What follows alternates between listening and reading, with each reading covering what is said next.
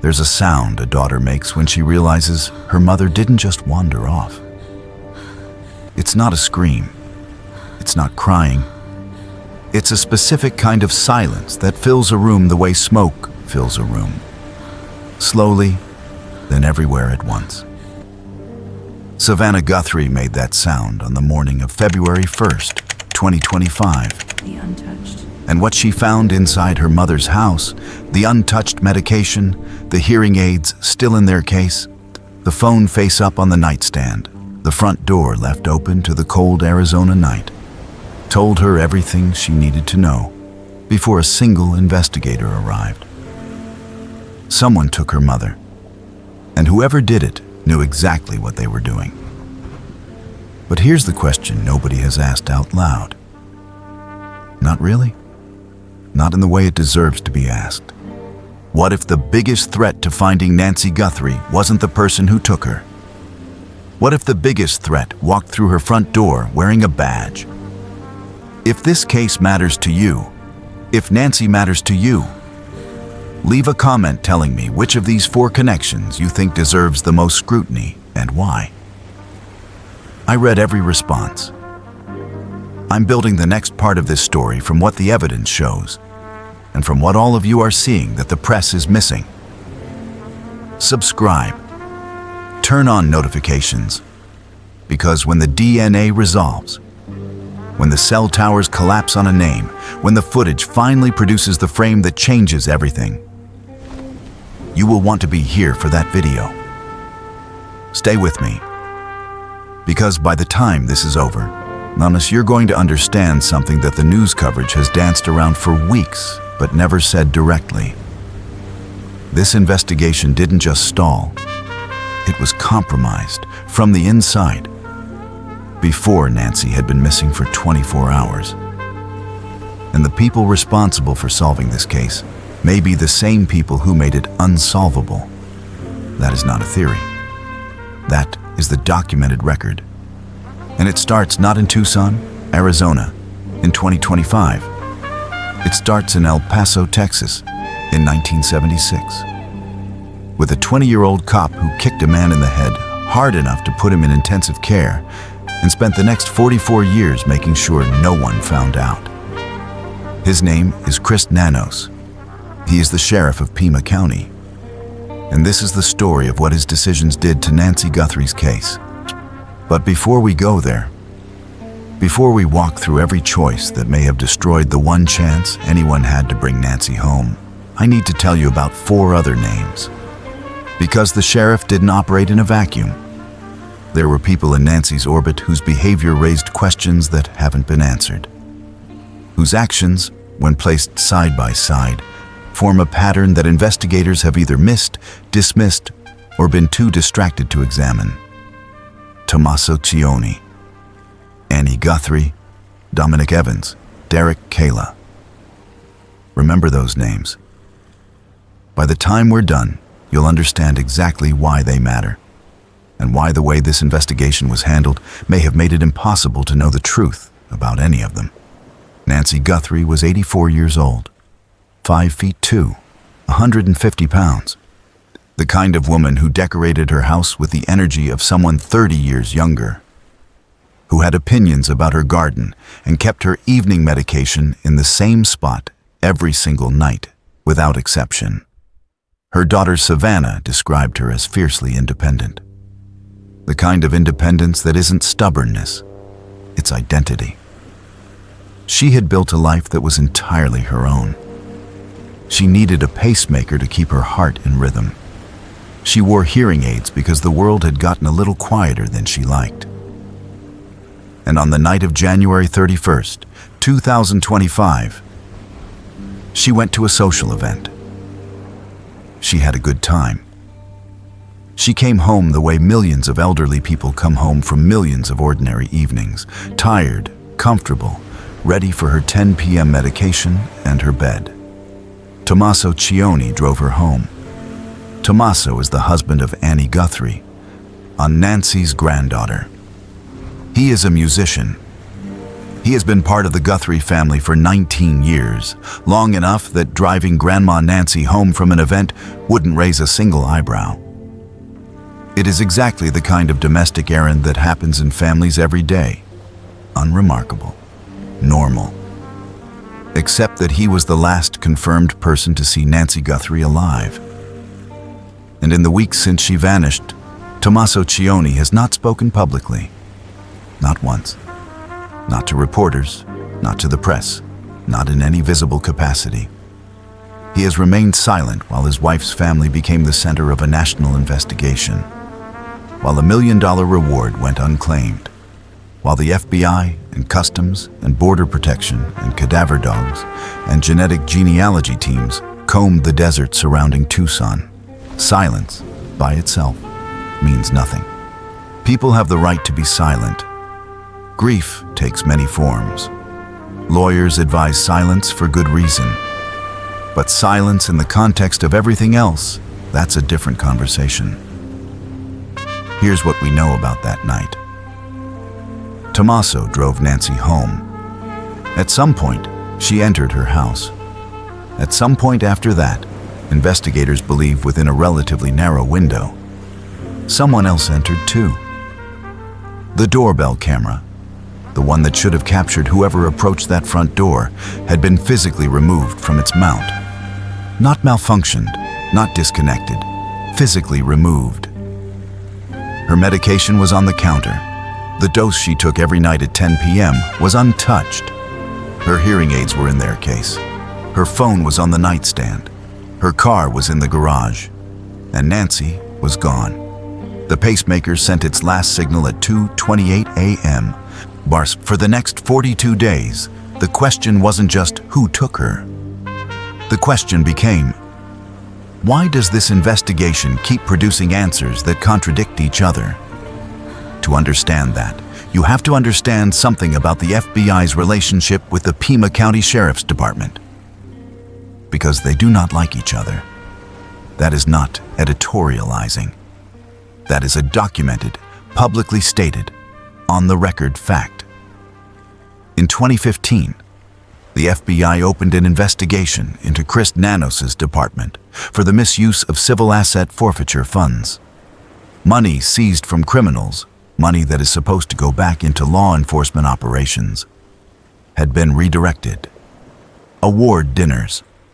A $20,000 commercial kitchen constructed inside the sheriff's department so a cafe could operate.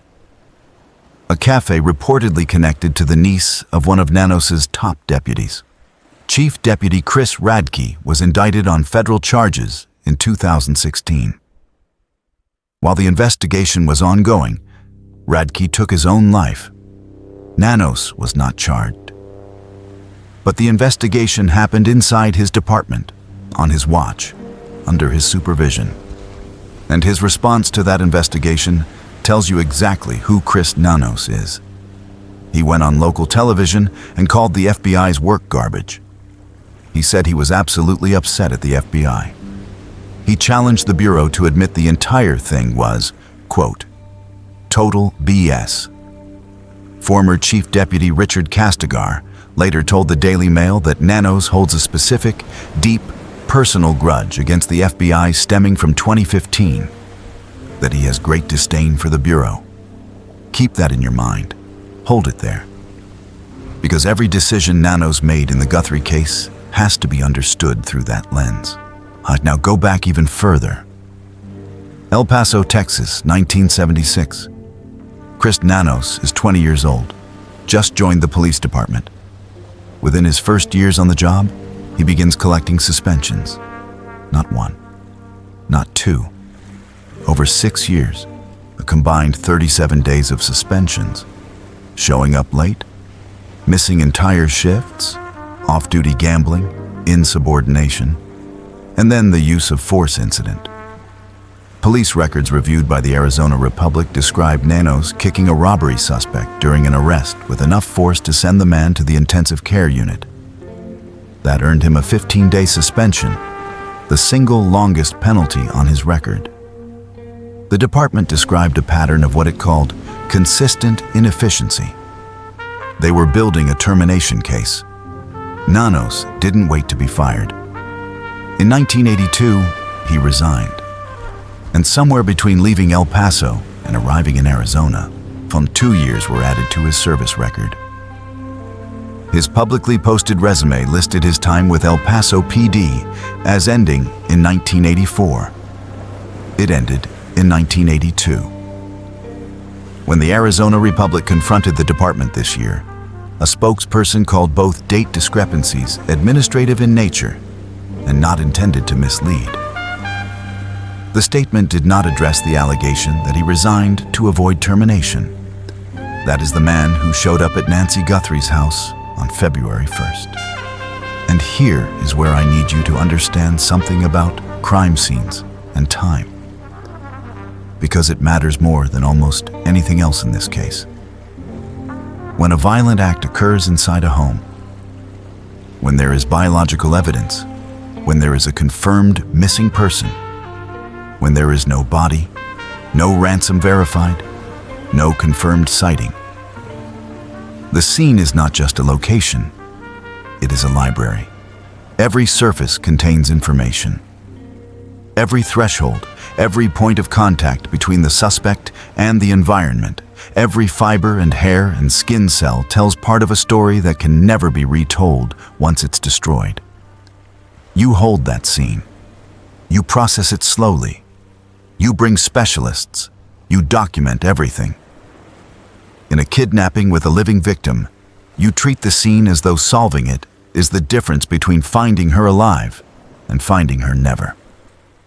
Standard protocol in cases of this magnitude, cases involving federal resources, biological evidence, and an elderly missing person, would hold a scene like Nancy Guthrie's for days, sometimes weeks. Chris Nanos released it in under 20 hours. What followed has been described by forensic experts as unprecedented for a case of this scale. Ma Ambiance Pool Service, a company with no prior documented history at Nancy's address, showed up and was escorted into the backyard by one of Nanos's own deputies. The company later told TMZ they had never had a client at her home before. A landscaping crew arrived with equipment. Pizza was ordered and delivered to the property. A home health aide came through. Reporters from multiple outlets photographed Nancy's blood on the ground at the front entrance. Content creators followed. And in the days after the scene was supposedly secured, neighbors reported there was no consistent law enforcement presence controlling who came and went. Every person who walked that property after the crime deposited biological material. Every deposit mixed with whatever the suspect left behind. Every layer makes the forensic picture harder to read and easier to challenge in court. A defense attorney doesn't need to prove the suspect wasn't there. They need to prove the evidence can't be trusted. And this evidence couldn't be trusted before the sun came up. Forensic death investigator Joe Scott Morgan reviewed what happened and described it as a complete breakdown of protocol. He said the absence of any gatekeeper, no single person logging names, controlling access, documenting entry and exit, meant that the DNA evidence this case depends on may already be compromised by the people who were allowed to walk through it. But here's the detail that makes all of that worse. When the FBI came back to do a secondary sweep of the property, they discovered that a camera mounted on the roof had been completely overlooked during the initial pass. An entire camera on the most important crime scene in Arizona. Missed. Google engineers had to be brought in to attempt data recovery from the device. The first review of Nancy Guthrie's home missed a camera, and then Nanos made the laboratory decision. This is where the 2015 grudge stops being background and starts directly costing this investigation its best chance at resolution. The mixed biological evidence recovered from inside Nancy's home, the sample that may contain the suspect's DNA profile, was packaged and sent to a private forensic laboratory in Florida. Not to the FBI Laboratory Division at Quantico, Virginia.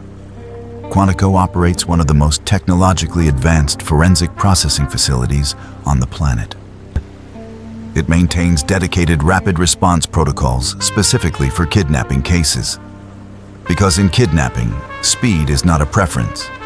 Speed is the margin between finding someone alive and finding someone never.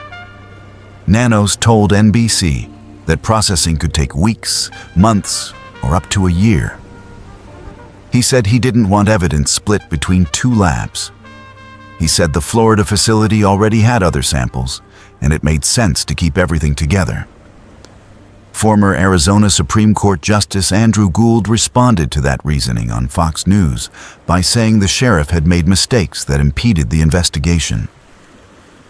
A former justice of the highest court in the state chose the word impeded on national television. That is not casual language. That is a legal mind selecting a legal term with deliberate precision. The word impeded is not an accident. It is an accusation.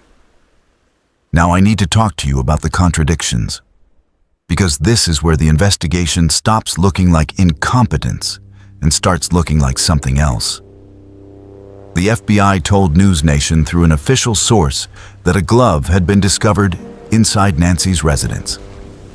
On the same day, Nanos appeared on Fox News and stated definitively, no hesitation, no qualification, that no glove was ever taken from that house. No glove was ever found on that property. Two institutions, same piece of evidence, completely opposite accounts. In early February, Nanos told reporters that everybody remains a suspect. Standard language, keeping all avenues open. Then on February 16th, he reversed course entirely, announcing that all members of the Guthrie family, including spouses, had been cleared. He called the online suspicion cruel. He called it shameful. While he was saying that publicly, his own detectives were still executing searches at Annie and Tommaso's property, still photographing rooms, still removing items. Their car sat in an evidence bay for weeks after the family was supposedly cleared.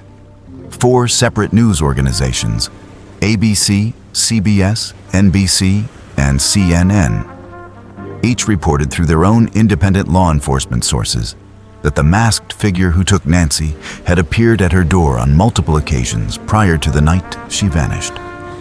The outlets cited specific visual evidence, images showing the suspect with and without equipment across what appeared to be different visits. The sheriff's department released a written statement calling the reporting purely speculative. Rather than holding structured press conferences where every reporter hears the same information at the same time, Nanos sat with individual outlets separately. Fox News got one version, NBC got another, the Daily Mail got a third, the BBC got a fourth. Each interview produced a slightly different account of the investigation's status. Retired FBI Supervisory Special Agent James Gagliano identified this as a fundamental messaging failure. He said information was being released through fits and starts, walked back, stated incorrectly. Retired FBI Special Agent Robin Drake offered an assessment that ties the communication problem to the investigation itself. He described Nanos as functioning like an unintentional noise black hole, absorbing media attention and generating controversy in a way that keeps the press focused on the sheriff rather than on the suspect. The story becomes about Nanos, about his contradictions, about his interviews. And while the story is about Nanos, it is not about the DNA. It is not about the suspect. It is not about Nancy. Drake also raised something deeper. He suggested that the 98% no confidence vote, the vote where 85 out of 86 of Nanos' own deputies said they did not trust him, may have created a situation where the detectives working the case are not fully briefing their own sheriff. If the investigators know that whatever they share with Nanos could end up in a solo interview with Fox News the next morning, phrased wrong, timed badly, directly contradicted by something he told NBC an hour earlier, They protect the case by limiting what flows up. Nanos speaks from incomplete information. The public statements come out wrong. The press reports the contradictions. The investigation drowns in noise while the real work happens around the sheriff, not through him. That 98% no confidence vote happened before Nancy disappeared. It was not a reaction to how Nanos handled this case. It was a verdict on who he already was. Now I need to tell you about the pacemaker, because this may be the single most consequential operational failure in the entire investigation. Nancy's pacemaker syncs data through Bluetooth. Investigators equipped a helicopter with technology capable of detecting that signal from the air, flying grid patterns over the desert surrounding her neighborhood. And if the pacemaker was still transmitting, even faintly, the technology could triangulate its location. No warrant needed for airspace. No ground teams alerting anyone. Silent, invisible. That capability was reported in the press before every grid square had been covered, before the technology had been given its full opportunity to work. Whoever is holding Nancy, or whoever disposed of her, learned from the evening news that a helicopter could find her pacemaker. The signal has not been detected since. Let that sit for a moment. The one piece of technology that could have located Nancy Guthrie passively, silently, without alerting anyone. That window was closed by a leak. And this investigation has been leaking from the beginning. The search boundary was set at 2 miles from Nancy's residence. A ring camera belonging to a couple on Camino Royale, approximately 2.5 miles out, recorded a vehicle at 2:36 a.m. on February 1st. The timeline aligns precisely with the pacemaker's final transmission 8 minutes earlier. That camera sat outside the canvas zone. The couple brought the footage forward on their own initiative after watching news coverage. Law enforcement never contacted them. The perimeter was not extended until nearly 4 weeks had passed. 4 weeks. And then there's the Wi-Fi disruption. On March 6th, 34 days into the case, FBI agents went door to door in Nancy's neighborhood, asking whether anyone had experienced internet problems on the night she vanished. 34 days. For 5 full weeks, nobody had asked the neighbors whether their cameras were even working that night. The couple whose ring system went dark on the side of their house facing Nancy's property. They didn't know their footage was missing until they went back and checked on their own initiative. Nobody from law enforcement told them to look. When they did look, they discovered their dog had woken them up at exactly the same time the cameras failed. Acting out of character, staring toward Nancy's house, ears raised. That detail, the dog, the cameras, the timing, existed from day one. It took 5 weeks for anyone with a badge to ask about it. A deauthentication device, a damaged utility box near Nancy's home, a selective camera outage on one specific side of a neighbor's house, a dog that heard something the technology couldn't record. All of it within a tight radius of Nancy's property, and all of it available to investigators from the first week. None of it explored publicly until the second month.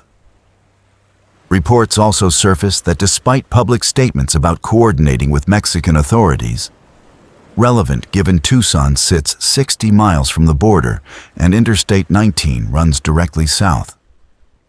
Mexican officials told reporters that no formal request had been made. The American side said cooperation was ongoing. The Mexican side said nobody called. The Madres Buscadoras de Sonora, a volunteer organization from Mexico with a documented record exceeding 5,000 recoveries of missing persons in desert terrain identical to what surrounds Tucson, made the trip to Arizona specifically for this case. They were turned away. The United Cajun Navy offered their full operational package. No response. Retired FBI agent Coffin publicly questioned why Nanos keeps refusing proven search organizations. And while all of that was happening, while the Guthrie family was recording video messages to the kidnapper, while Savannah was publicly offering $1 million in cash, while the entire country was watching, Chris Nanos attended an Arizona Wildcats basketball game. Now I want to come back to the 4 names. Because everything we've just discussed, the scene contamination, the lab decision, the pacemaker leak, the search perimeter failure, the contradictions, all of it exists as context for why certain questions about certain people have never been properly answered. Dominic Evans. He has been identified as a bandmate of Tommaso Cioni for 19 years. He has felony convictions for burglary and robbery. His height, his build, and his facial hair match every detail in the FBI's suspect description. Every detail. That is not an accusation. That is a publicly verifiable fact about a person whose proximity to this family, whose physical characteristics, and whose criminal history place him within the obvious investigative radius of this case. Has he been cleared? Has he been ruled out? Has his whereabouts on the night of January 31st been publicly accounted for? The answer is that we don't know. Because the communication coming out of this investigation has been so fractured, so contradictory, so managed through individual interviews rather than coordinated public statements, that basic evidentiary questions like that one have no clear public answer. And then there is Derek Kayla. Monks, this is the detail that should have received significantly more attention than it did. Derek Kayla was arrested for sending a ransom text directly to Tommaso and Annie's phone. Not to Savannah, not to the FBI tip line, not to law enforcement, to Tommaso personally. Think about what that means. Whoever sent that text, whether it was a cruel opportunist or something more, knew that Tommaso's phone number was the right number to contact, knew that reaching Tommaso was reaching the family, chose specifically to make contact through that channel rather than any other. Derek Kayla came from Tommaso's own music scene. He has since been charged. Whether the text was genuine or opportunistic remains part of the investigation. But the specificity of that contact, the targeting of Tommaso's personal number, is the kind of detail that, in any other investigation, would receive sustained public examination. In this investigation, it was reported, noted, and largely moved past. Why?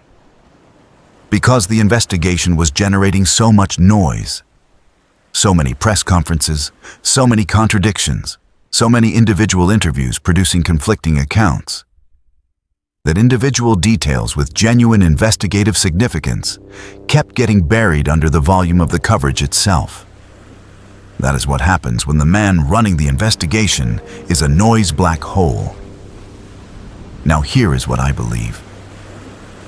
And I want to be clear that this is analysis, not accusation, built from publicly documented facts and retired law enforcement assessments. The detectives assigned to this case are doing extraordinary work under impossible conditions. The 4 officers and the sergeant now operating out of the FBI's Tucson field office are conducting cell tower analysis, genetic genealogy processing, frame-by-frame review of 10,000 hours of footage, router log examination, forensic reconstruction. These are people who did not choose their leadership. They are doing the work despite the structure built above them, not because of it. And here is what gives me the clearest belief that this case will eventually be solved. Genetic genealogy identified the Golden State Killer after 40 years of silence. It connected Brian Kohberger to the Idaho murders within weeks of the crime. It does not require a tip. It does not require a confession. It does not require a witness coming forward. It requires one distant relative in a public database, one branch on a family tree, one name. when that name surfaces, when the DNA resolves, when the cell tower data collapses on a specific device, when 10,000 hours of footage produce the frame that identifies the vehicle. The question is not going to be who did this. The question is going to be, how much faster could this have been solved if the crime scene had been held for 72 hours instead of 20? If the DNA had gone to Quantico instead of Florida? If the search perimeter had been 3 miles instead of 2? If the pacemaker technology had been allowed to complete its sweep before it was reported in the press? Retired FBI Special Agent Steve Moore addressed the $1 million reward on Brian Enton's podcast with an assessment that clarified something important. He said the reason the reward hasn't been claimed is straightforward. The only people with knowledge of what happened are the people who did it. There is no outside witness sitting on information, weighing whether to come forward. The circle is sealed. The investigation cannot rely on someone calling the tip line with the missing piece. It will be solved forensically. The science will deliver what the public cannot. Moore also addressed whether whoever did this could repeat the crime. His answer was direct.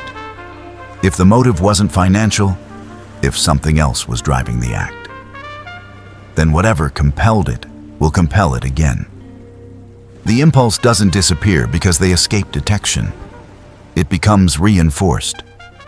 A person who committed a violent act against a vulnerable target and experienced no consequence has learned the most dangerous lesson a criminal can learn: that it works.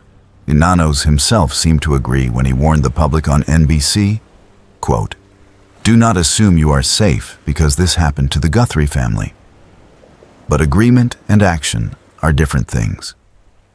42 days of agreement without an arrest is not progress. It is stagnation with a microphone. The FBI has recovered additional images from all 3 cameras on Nancy's property: the pool camera, the backyard camera, the side yard camera. Thumbnail images only, no video. According to ABC News, the images captured people in the yard before the abduction, but nothing appeared suspicious. People in the yard before the abduction. Who were they? When exactly were they there? What were they doing? That detail has not been publicly explored. In a case where the primary suspect appeared at the door on multiple occasions before the night Nancy vanished.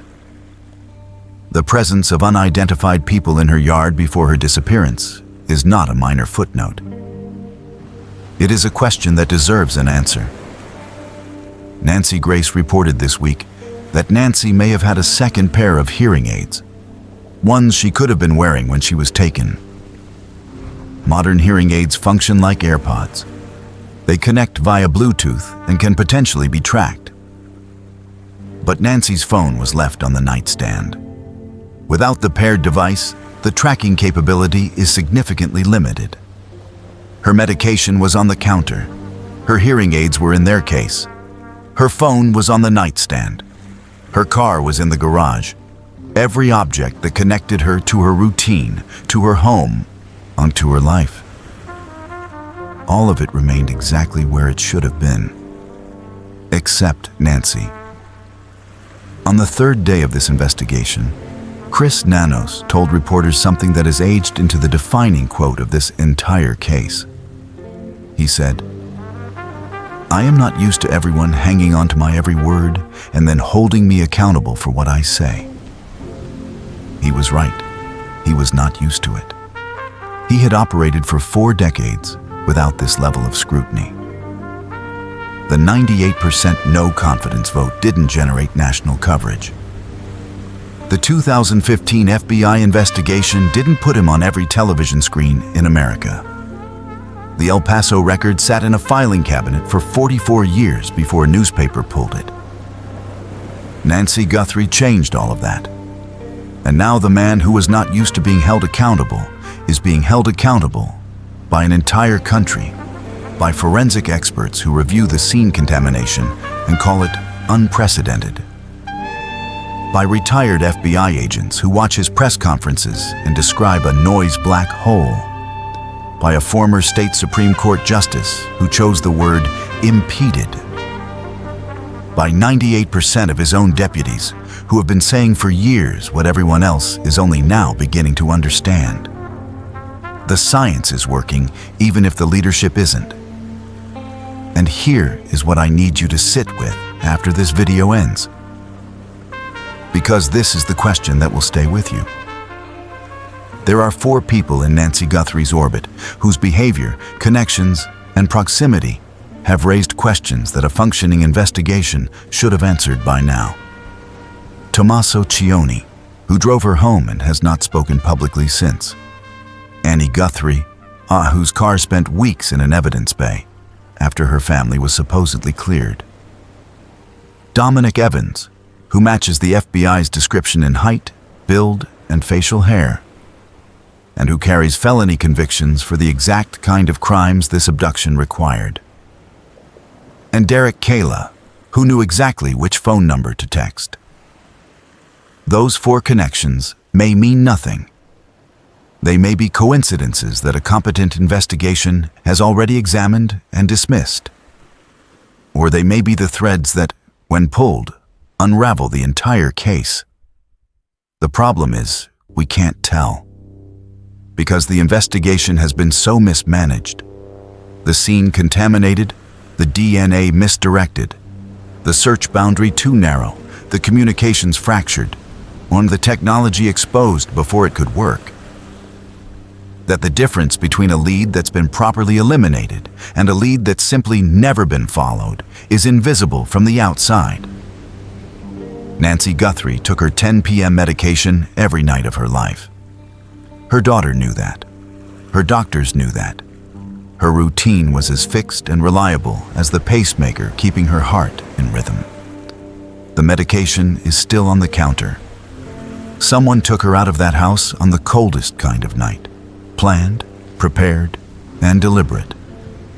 And the investigation that was supposed to find her was handed to a man who kicked a suspect in the head in 1976. Covered his record for 4 decades, called the FBI garbage when they investigated his department, and released the most important crime scene in Arizona before the sun came up. And the evidence is in the lab. The cell tower data is being reconstructed. The genetic genealogy is running. The footage is being reviewed frame by frame. When the answer comes, and it will come, the last question standing won't be who did this to Nancy Guthrie. It will be how much of the answer we already had and lost in those first 20 hours. If this case matters to you, if Nancy matters to you, leave a comment telling me which of these 4 connections you think deserves the most scrutiny and why. I read every response. I'm building the next part of this story from what the evidence shows and from what all of you are seeing that the press is missing. Subscribe. Turn on notifications. Because when the DNA resolves, when the cell towers collapse on a name, when the footage finally produces the frame that changes everything, you will want to be here for that video. Nancy's medication is still on the counter. Someone knows why,